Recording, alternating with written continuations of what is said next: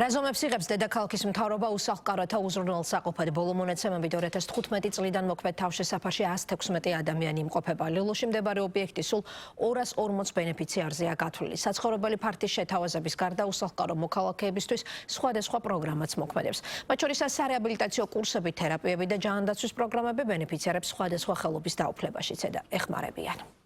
თავშესაფრის მომსახურების მიღება შეუძლია საქართველოს მოქალაქეს 18 წელს ზემოთ, რომლის რეგისტრაციის მისამართი არის თბილისი, არ გააჩნია არანაირი ქონება და თავისუფლად შეუძლია საკუთარი თავის მოვლა. მუნიციპალური თავშესაფარი, რომელიც ლილოში მდებარეობს, ამჟამად 116 ბენეფიციარისთვის ერთი დიდი ოჯახია. ალიოშა ჯაფარიძის 15 ნომერი ბევრი მათგანისთვის ერთადერთი მისამართია, სადაც ელოდებიან. თითოეულ მათგანს სხვადასხვა ისტორია აქვს, თუმცა უსახლკაროდ ქუჩაში დარჩენა მათი ცხოვრება ერთნაირი გახადა. ლილოს მუნიციპალური თავშესაფარი 11 წლის წინ გაიხსნა და მას 240 ბენეფიციარის მიღება შეუძლია. ბევრი მათგანი თავშესაფარში დაარსების დღიდან ცხოვრობს. სახლი დეგოინგრა.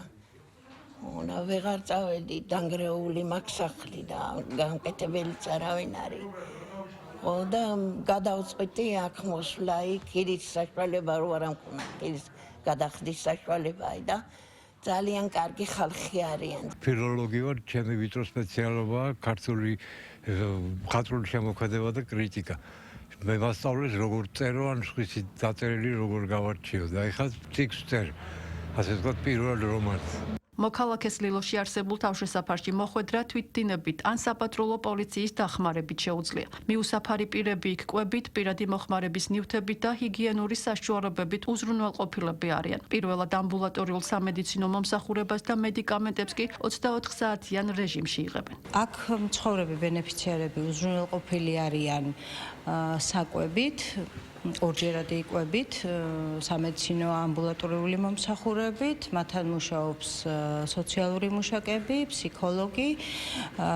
ძირითადად ჩვენი მიზანი არის ესე ვთქვათ, მათი ფსიქოსოციალური რეაბილიტაცია და საზოგადოებაში ინტეგრაციის ხელშეწყობა.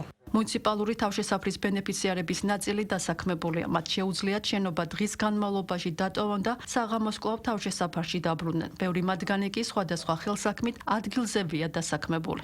მიუსაფარი პირთა ღირსეული ცხოვრების ხელშეწყობის მიზნით მუნიციპალური თავშესაფრის ხელმძღვანელობის დახმარებით სხვადასხვა აქტივობა ხორციელდება, რომელთა შორის ერთ-ერთი არტ თერაპია. მიუსაფარი პირები ეუფლებიან ხატვას, ქარგვას, კერვას, ქსოვას და პოლიმერიულ თიხაზე მუშაობას, ასევე მათი პროფესიული უნარების განვითარებისა და შემდგომი თვითდასაქმებისთვის მათ უტარდებათ შესაბამისი ტრენინგები. სოციალური მუშაკები და ფსიქოლოგები ინდივიდუალური მუშაობის გარდა დიდ ყურადღებას უთმობენ მობინადრეთა ერთმანეთისადმი დამოკიდებულებას, მხარდაჭერას და მათ გუნდური ნამუშევრების შექმნაში ეხმარებიან. ეს არის თავშესაფარი, შესაბამისად მას შეუძლია რომ ეს გამოიყენოს თავშესაფრად, რა თქმა უნდა დღის განმავლობაში თავისუფალი არის მოძრაობა, შეუძლია გავიდეს ნებისმიერ დროს და იმუშაოს და საღამოთი ჩვეულებრივ დაბრუნდეს და მოახდინოს, ანუ დაიწინოს ასე ვთქვათ რა, ეს პრობლემა არ არის, ვინაიდან სწორედ ამას ემსახურება მიუსაფარს თავშესაფარი, რომ ადამიანმა შეძლოს მუშაობა და თან კონდეს თავშესაფარი იმისთვის, რომ მოახდინოს ღამის გათევა სადღაც. მუნიციპალური თავშესაფრის მოვლა პატრონობისთვის თბილისის მერიის ჯანდაცვისა და სოციალური მომსახურების საქალაქო სამსახურის 2026 წლის ბიუჯეტიდან 4 მილიონ ლარზე მეტია გამოყოფილი.